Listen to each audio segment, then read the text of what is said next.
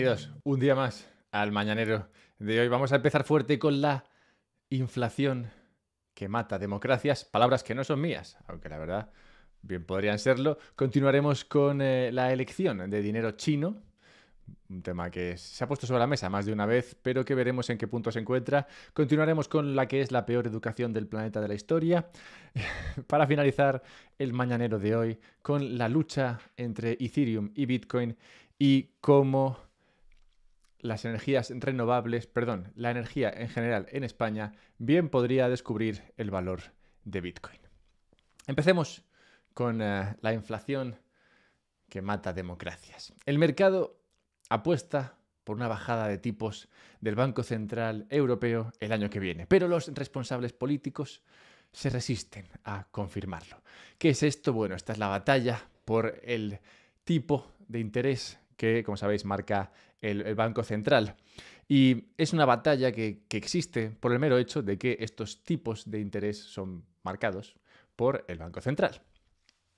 Lo cual hace que Lagarde, la representante del Banco Central Europeo, y los jefes de otros bancos centrales europeos tengan que estar siempre haciendo declaraciones al respecto de qué va a pasar con los tipos, porque es importante lo que vaya a pasar con ellos para el resto del mercado. Y quiero centrarme en unas declaraciones de Lagarde recientes, en las que decía, cito, la inflación mata democracias. Cierro cita. Y esto lo hacía a colación del análisis del mercado y de qué va a pasar con los tipos en el futuro en Europa. Y decía, el análisis del Banco Central Europeo revela que la inflación de los últimos 18 meses ha afectado de forma desproporcionada a los hogares de renta baja, cosa que los bitcoiners ya sabemos, ya que gastan estos hogares con renta baja una mayor parte de sus ingresos en artículos de primera necesidad, como la energía y los alimentos, cuyos precios se han disparado. Vamos, que la inflación es mala y es peor para la gente con menos dinero. Bien, nada nuevo por aquí. Y lo que hace es implicar que esa maldad de la inflación sea una de las razones fundamentales por las que en la mayoría de las democracias liberales, dice Lagarde, se ha encomendado a los bancos centrales el mandato de preservar la estabilidad de precios. Que, bueno, antes de meterme al análisis, si tú quieres estabilidad de precios porque ves que la inflación es muy mala, porque tu objetivo es que la inflación sea el 2%, inexplicable. Pero bueno, ¿es realmente la estabilidad de precios suficiente? Para responder a esta pregunta hay que irse más atrás, a un momento en el que los economistas sí que valían y sus opiniones tenían sentido. Y un momento también en el que el Bank of International Settlements era una buena organización. Concretamente me tengo que ir a un paper publicado por William White, en el que se preguntaba precisamente si la estabilidad de precios es suficiente. Y este documento subraya que si bien la reducción de la inflación, que es lo que buscan los bancos centrales, tiene beneficios económicos sustanciales, la historia nos enseña que la estabilidad de precios podría no ser suficiente para garantizar la estabilidad macroeconómica. De hecho, explica que ha habido grandes crisis económicas y financieras sin presiones inflacionistas precedentes. Por ejemplo, en la crisis de 1930, una crisis enorme, vino dada o precedida por un periodo sin inestabilidad de precios. Y también ha habido periodos de deflación, es decir, de inestabilidad hacia abajo de precios, en los que la productividad se ha aumentado o ha crecido en gran medida. Por ejemplo, durante el patrón oro. Y continúa el artículo o el paper centrándose o poniendo el objeto en que si nos centramos en la política monetaria, pues sí, estamos respondiendo eficazmente a las recesiones económicas mediante la relajación de la política monetaria, el tema de los tipos de interés, pero no estamos abordando la acumulación de desequilibrios durante las fases alcistas. Es más, unas condiciones monetarias fáciles, unos tipos bajos, pueden provocar desviaciones significativas respecto a las normas históricas en términos de niveles de deuda, ratios de ahorro, precios de los activos y otros indicadores de desequilibrios. En resumen, dice William, buscar la estabilidad de precios, que es lo que dice Lagarde que hay que conseguir a toda costa, puede mantener el crecimiento de la producción y la estabilidad durante un tiempo, pero agravando los riesgos subyacentes para el futuro.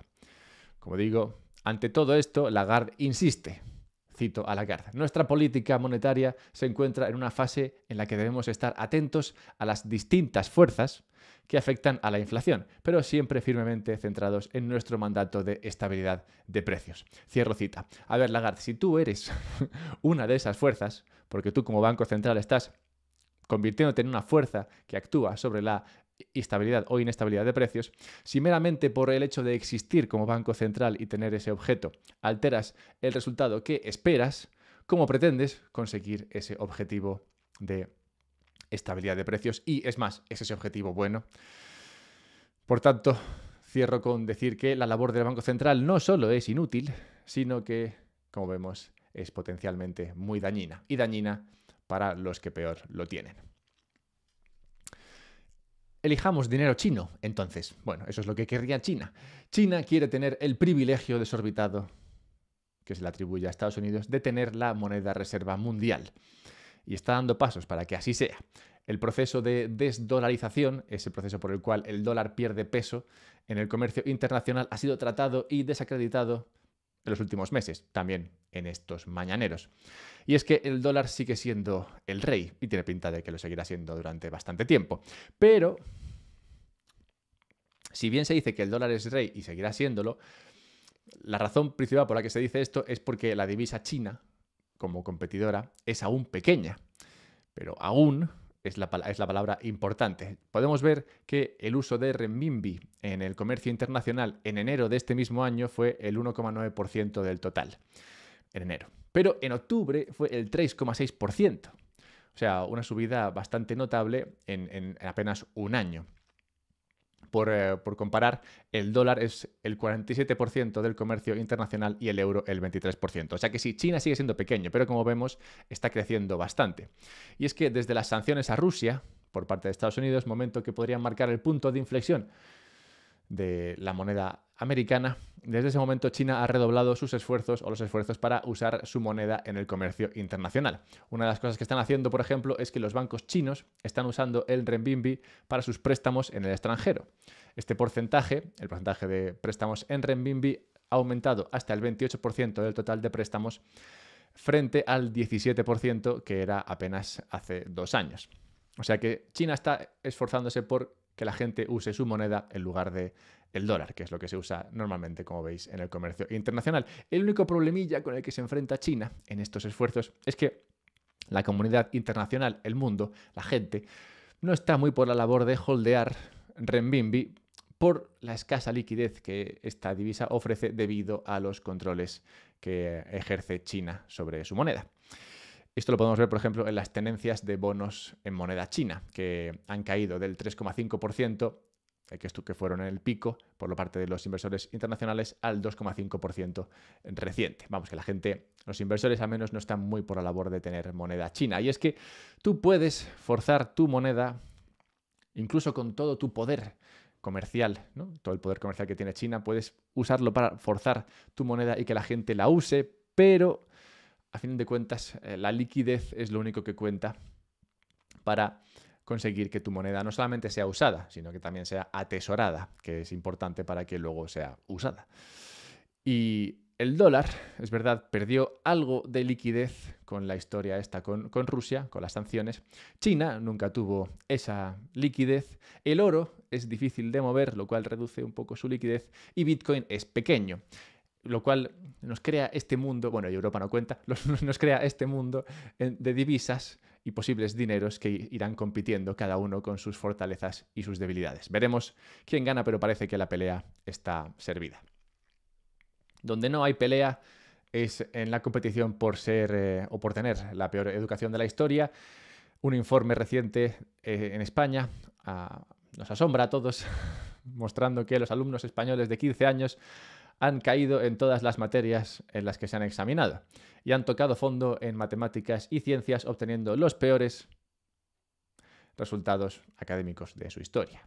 A tope ahí. Que la educación es cada vez peor, realmente no sorprende a nadie. Yo creo que esto es algo que todos tenemos bastante claro. Lo que sí que me ha sorprendido es leer que no solamente es mala, sino que puede ser peligrosamente mala. Un artículo del Wall Street Journal denunciaba recientemente la amenaza de las universidades o de la educación que se ofrece en las universidades para Estados Unidos. Los resultados académicos en Estados Unidos también tocan fondo y la explicación según este artículo es, cito a la señora del artículo, los resultados de los niños en los exámenes han caído en picado porque los departamentos de educación de las universidades forman a los profesores para que den prioridad a la justicia social sobre la educación. Cierro cita. Esto de meter política donde deberías meter educación es un problema antiguo.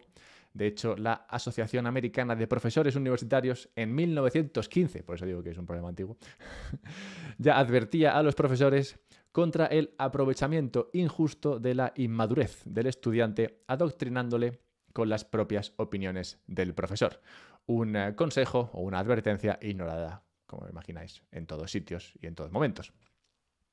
Ante esta situación que observa el autor de este artículo, ofrece una solución, que es, claro, la de cambiar unas ideas políticas que se están vendiendo a los estudiantes por otras ideas políticas que estén más de acuerdo con las ideas de esta persona. Lo cual, bueno, básicamente equivale a cambiar un sesgo político por otro sesgo político y que los estudiantes, al final de cuentas, estén igual de mal.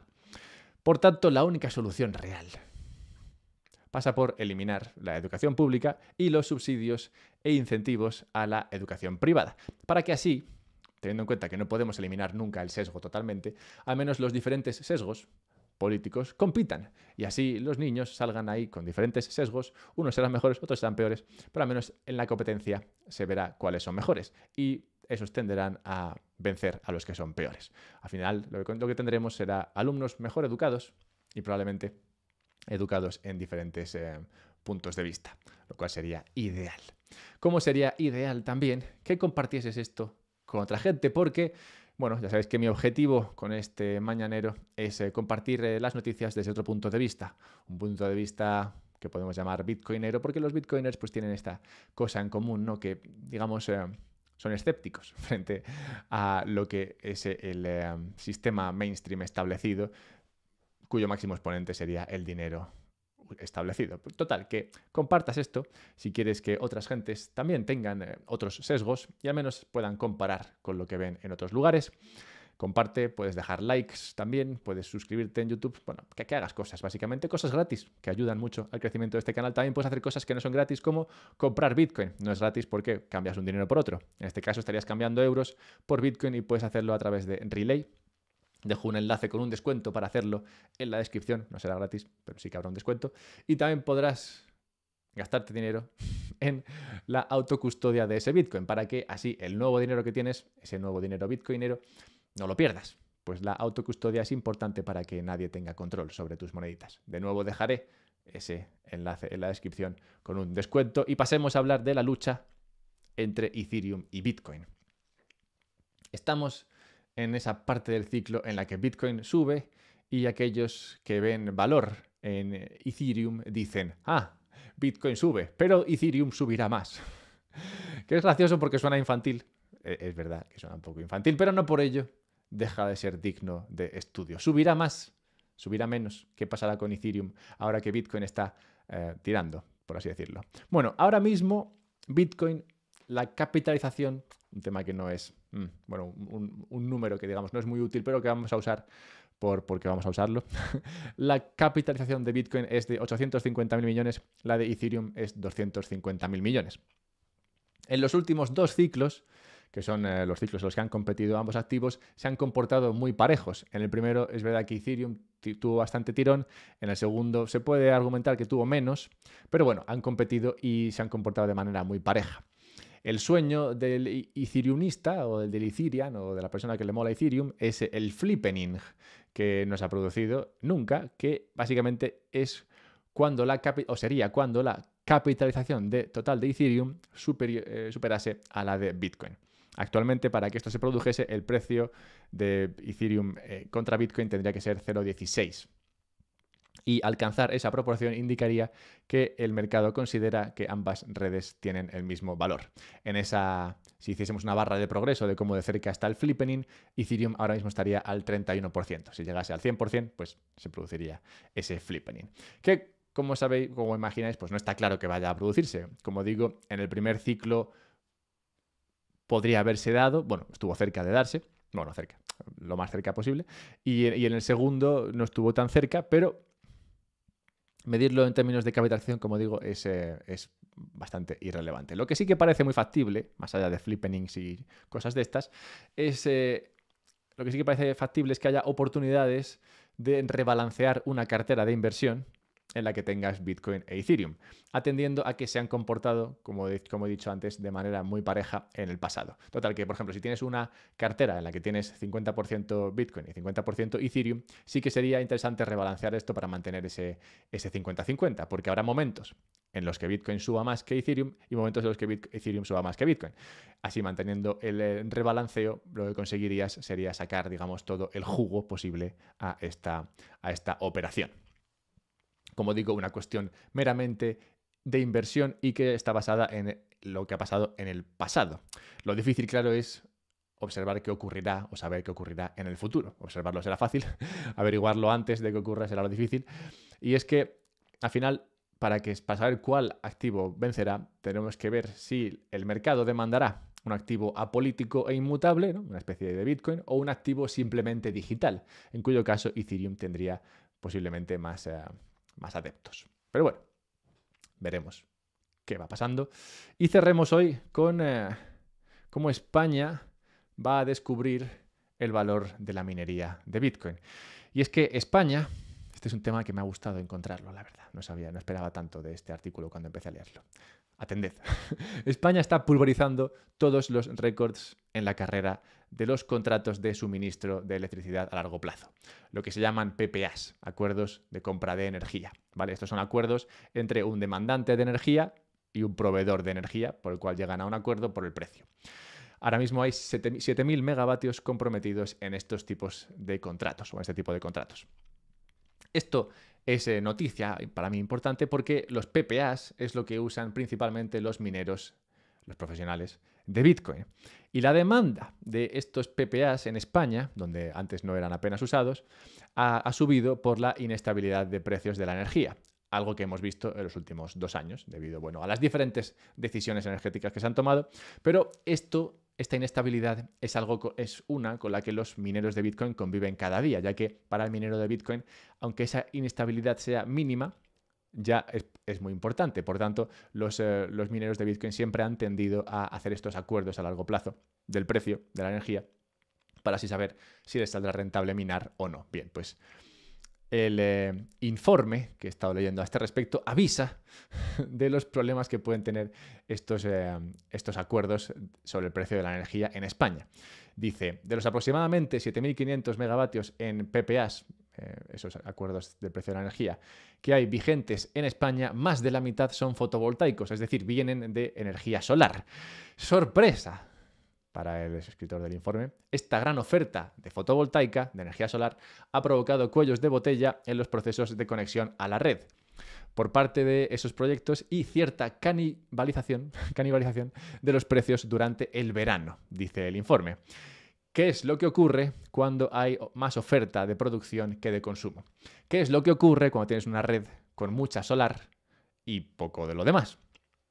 Porque la solar, como sabéis, produce mucho cuando hace sol y produce bien poquito cuando no hay sol.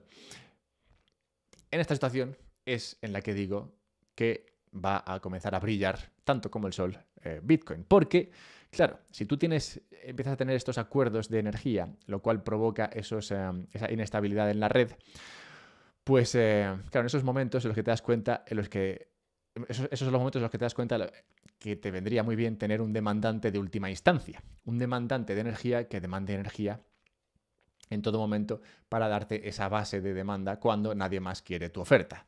Es decir, un demandante que ayudase a estabilizar la red, es decir, un minero de Bitcoin, básicamente.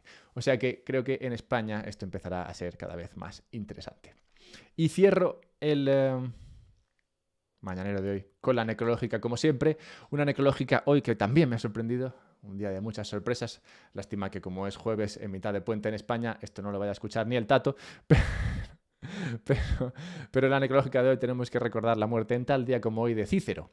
Cícero, romano, político y abogado, la típica persona toca narices, que está ahí, digamos, siempre poniendo el dedo en la llaga y tratando de de decirle a los políticos del momento lo que no están haciendo bien y decirle a su sociedad lo que no está haciendo bien. Algo que, bueno, oye, en mi poca capacidad pues también intento hacer. Pero una frase de Cícero concretamente me pareció especialmente reseñable, y es una frase en la que Cícero dice que, cito, los nervios de la guerra son el dinero infinito. Cierro la cita. Vamos, que sin dinero infinito no puedes tener guerras infinitas. Guerras infinitas con un coste en vidas infinito. Anticipando, ya en el siglo I a.C., o en el siglo 0, no sé en qué siglo fue, en el año 100 a.C., ¿qué siglo es ese? Bueno, anticipando hace 2000 años lo que ocurriría, y ocurrió, en el siglo XX con las guerras mundiales financiadas con dinero papel infinito. Muy bien Cícero ahí, qué visionario. Bien, pues nada, que compartáis esto. Pasad un buen día, buscadme en Twitter, @alberto_mera, comprad Bitcoin si queréis a través de Relay, guardadlo en una Bitbox si veis que debéis. Encontraréis enlaces a todo esto en la descripción del podcast y, como ya he dicho antes, pues eso, que paséis un buen día. Un abrazo.